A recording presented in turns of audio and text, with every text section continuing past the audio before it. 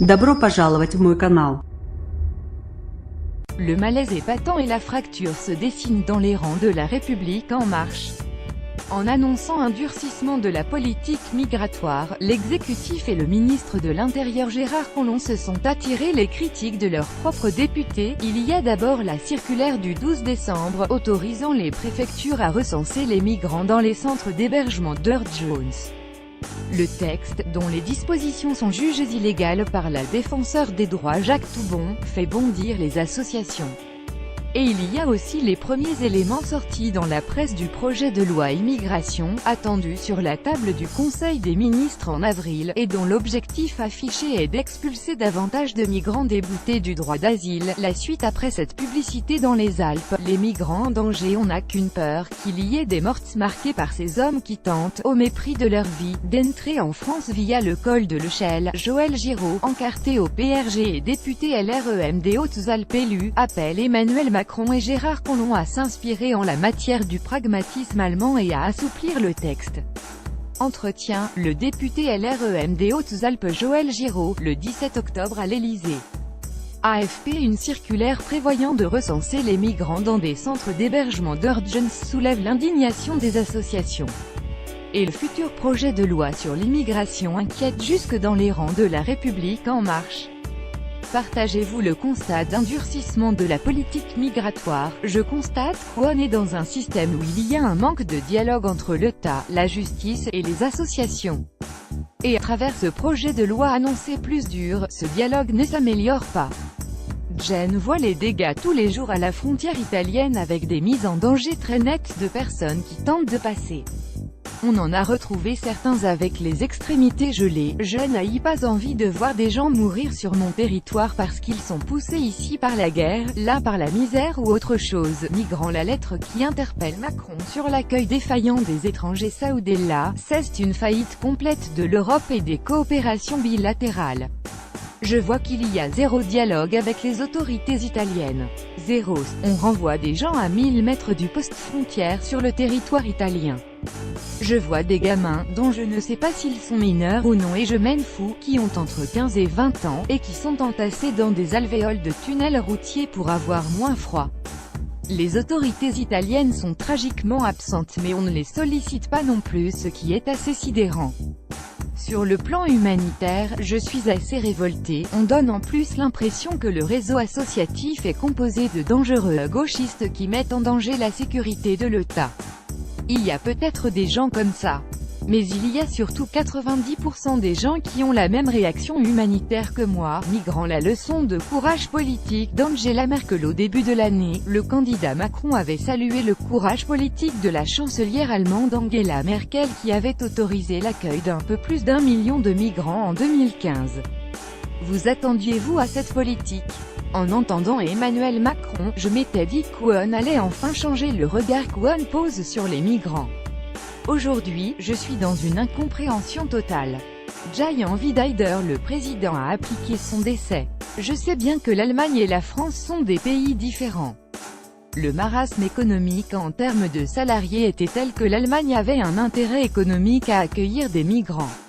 Mais très honnêtement, j'ai le sentiment qu'Angela Merkel a plus fait ça parce que la fille de pasteur qu'elle n'a pas supporté de voir des gosses morts dans une camionnette à la frontière autrichienne que par calcul. Le calcul est venu après. Le patronat allemand est ce qu'il est.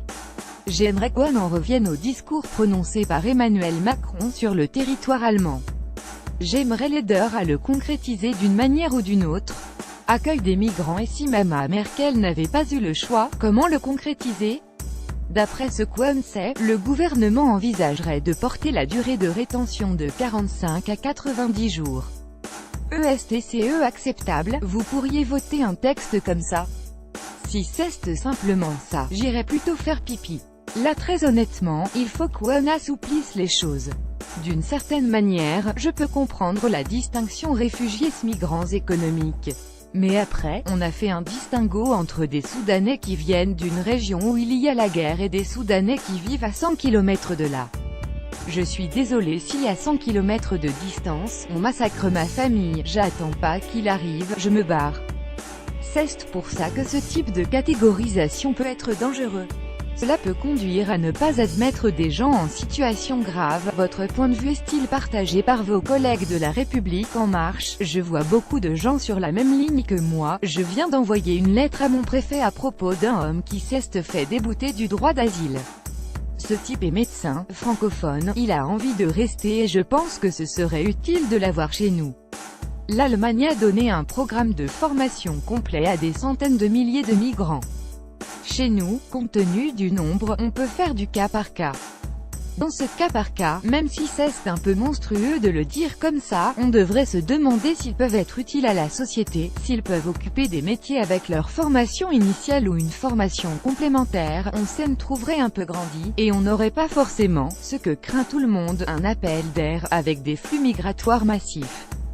Les gens qui risquent leur vie, qui risquent de se faire amputer en passant n'importe où et n'importe comment, ils ont vraiment décidé de foutre le camp.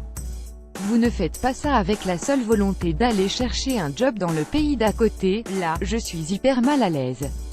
Les migrants sont considérés comme des invisibles qui ne doivent pas exister. Et ça n'est pas possible. Les phénomènes d'immigration ont été bénéfiques à ce pays. Je ne vois pas pourquoi on en a aussi peur. Sur ce plan, la France est un des pays qui s'est le plus enrichi grâce à l'immigration.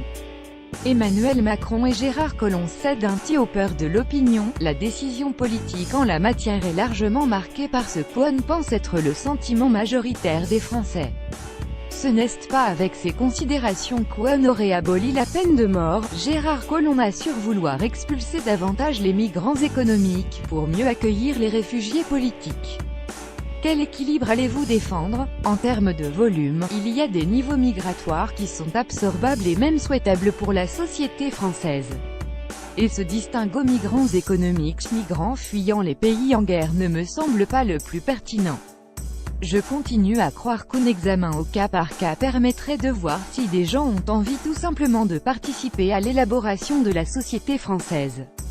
En France, on a l'art de vouloir écrire des lois sur l'immigration. Je vous signale qu'en Allemagne, il n'y a pas autant de lois sur le sujet. Nous, on légifère comme des bœufs, ils sont plutôt sur une approche pragmatique. Était-il nécessaire d'avoir un texte de plus? Je ne sais pas si légiférer est en soi un plus pour la société française. Cela n'aboutira qu'à mettre au jour encore plus de fractures. Propos recueillis par Rémi Daudet.